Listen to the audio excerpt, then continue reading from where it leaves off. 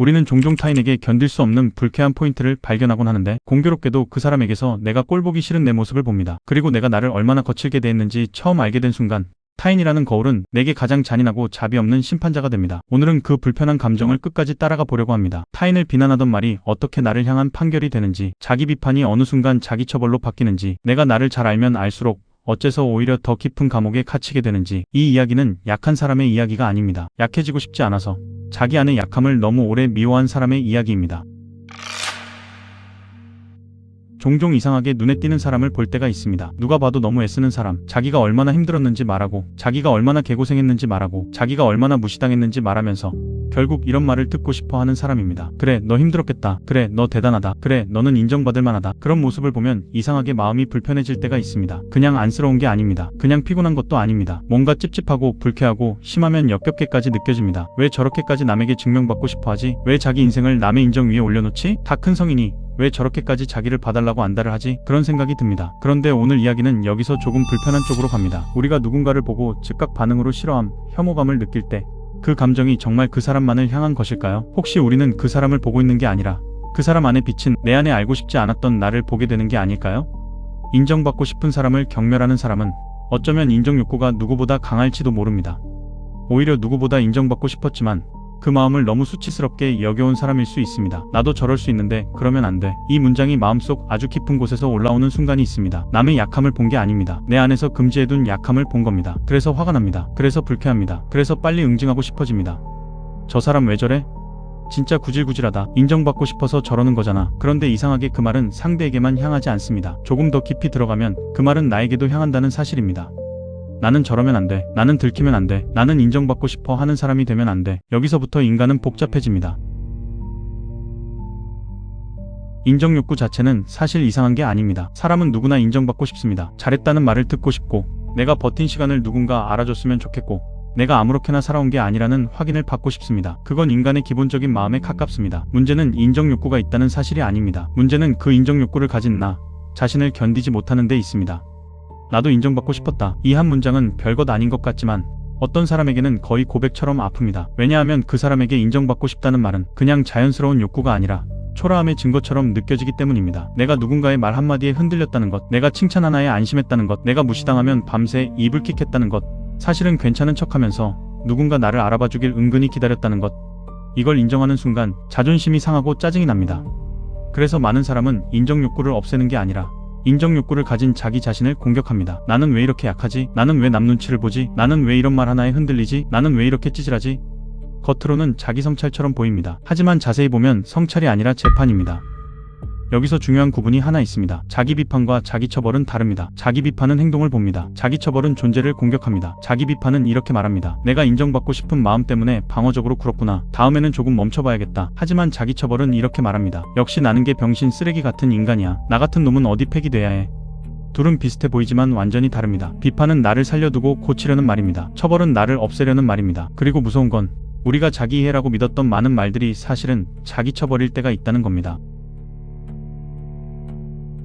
나는 나를 잘 안다고 생각합니다. 내가 얼마나 예민한지 알고, 내가 얼마나 인정받고 싶어 하는지 알고, 내가 얼마나 남의 말에 흔들리는지 알고, 내가 얼마나 자주 질투하고 비교하고 방어하는지 안다고 생각합니다. 그런데 나를 아는 것이 언제나 나를 살리는 것은 아닙니다. 나를 아는 방식이 잔인하면 그 지식은 나를 공격하는 칼이 됩니다. 나는 왜 이럴까가 나는 왜 이따위일까로 바뀌는 순간 자기 이해는 감옥이 됩니다. 생각이 깊게 하고 자기 성찰을 많이 하고 책을 많이 읽는다고 해서 반드시 구원되는 게 아닙니다. 생각이 나를 행동으로 데려가면 성숙이 되지만 생각이 나를 계속 재판대 위에 세우면 감옥이 됩니다. 내가 왜 그랬지? 저 사람이 나를 어떻게 봤지? 나는 왜 이렇게 초라하지? 나는 왜 아직도 이 정도밖에 안 되지? 이 질문이 계속 반복되면 사람은 자기 안으로 점점 고립됩니다. 그리고 어느 순간 바깥 세상보다 자기 머릿속이 더 시끄러워집니다. 한시라도 조용히 있을 수 없는 그 지옥 같은 상태 말입니다. 사람을 만났는데도 그 사람을 보는 게 아닙니다. 그 사람이 나를 어떻게 보는지를 먼저 봅니다. 칭찬을 들어도 편하지 않습니다. 저 말이 진심인지 계산합니다. 위로를 받아도 온전히 받지 못합니다. 나를 불쌍하게 보는 건 아닌지 의심합니다. 사랑이 다가와도 기쁘지 않습니다. 내 초라한 모습이 들킬까봐 먼저 밀어냅니다. 이런 인간은 남에게 인정받고 싶은 사람이면서 동시에 인정받고 싶어 하는 자신을 가장 경멸하는 사람입니다.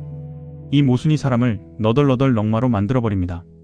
어떤 오래된 소설에는 이런 인간이 나옵니다. 그는 자기 문제가 뭔지 모르는 사람이 아닙니다. 오히려 너무 잘합니다. 자기가 비겁하다는 것도 알고, 자기가 인정받고 싶어 한다는 것도 알고, 자기가 누군가에게 상처 주고 있다는 것도 알고, 자기가 사랑받고 싶으면서도 사랑을 밀어내고 있다는 것도 압니다. 그런데 알면서도 바뀌지 못합니다. 이 지점이 충격적입니다. 모르면 몰라서 망가졌다고 할 수 있습니다. 하지만 그는 압니다. 알면서도 자기 안에서 빠져나오지 못합니다. 왜냐하면 그는 자기를 이해하는 사람이 아니라 자기를 재판하는 사람이기 때문입니다. 그는 자기 마음을 볼 때마다 말합니다. 봐라, 나는 이렇게 비열하다. 봐라, 나는 이렇게 초라하다. 봐라, 나는 결국 구제불능이다. 그는 자기 안의 약함을 발견할 때마다 그 약함을 돌보는 게 아니라 증거로 제출합니다. 자신이 형편없는 인간이라는 증거. 그래서 그에게 생각은 빛이 아니라 칼입니다.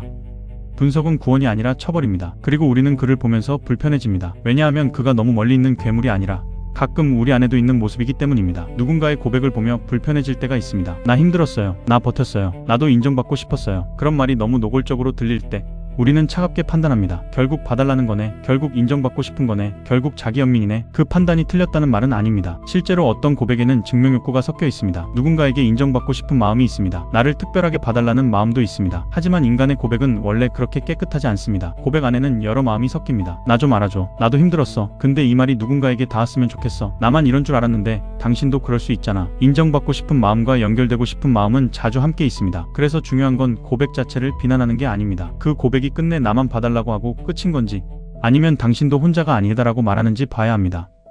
여기서 우리는 조금 부끄러운 사실을 마주하게 됩니다. 우리가 타인을 비난할 때 그 비난은 종종 가치 판단처럼 보입니다. 나는 저런 사람이 싫다. 나는 저런 태도가 역겹다. 나는 저런 인정 욕구가 불편하다. 그런데 너무 강하게 반응하는 감정은 가끔 다른 곳을 가리킵니다. 그건 상대의 문제가 아니라 내 안에서 금지된 모습을 손가락으로 가리킵니다. 그 불쾌함을 제공했던 타인이 내 거울이 되는 겁니다. 내가 절대 되고 싶지 않았던 모습, 내가 절대 들키고 싶지 않았던 모습, 내가 오래전에 잘라내려고 했던 모습, 인정받고 싶은 나, 무시당하기 싫은 나, 사랑받고 싶은 나, 초라한 모습을 들키기 싫은 나, 누군가에게 잘나가네라는 말을 듣고 싶었던 나.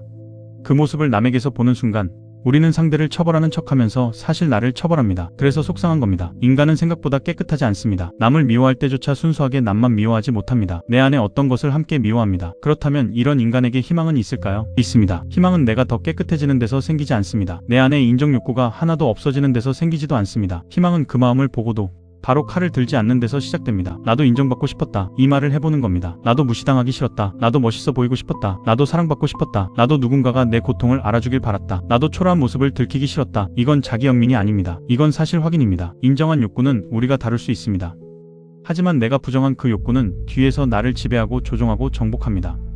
내가 인정 욕구를 모른 척할수록 나는 더 인정에 예민해집니다. 내가 초라함을 모른 척할수록 나는 더 자주 남을 깎아내립니다. 내가 사랑받고 싶은 마음을 경멸할수록 나는 사랑이 다가올 때 먼저 밀어냅니다. 그래서 복귀는 거창한 변화가 아닙니다. 복귀는 내가 다시 나에게 돌아오는 일입니다. 나는 왜 이따 위지에서, 나는 왜 이렇게까지 방어해야 했지로 질문을 바꾸는 일입니다.